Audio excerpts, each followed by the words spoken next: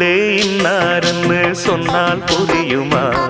அது கொஞ்சி கொஞ்சி பேசுறது கண்ணில் தெரியுமா? உலகே அழிஞ்சாலும் உன் உருவம் அழியாதே, உயிரே பிரிஞ்சாலும் உறவேதும் பிரியாதே. உண்ணாமல் உறங்காமல் உன்னால் தவிக்கும் பொண்ணு மணியின் நெஞ்சுக்குள்ளே இன்னாருன்னு சொன்னால் புரியுமா? அது கொஞ்சி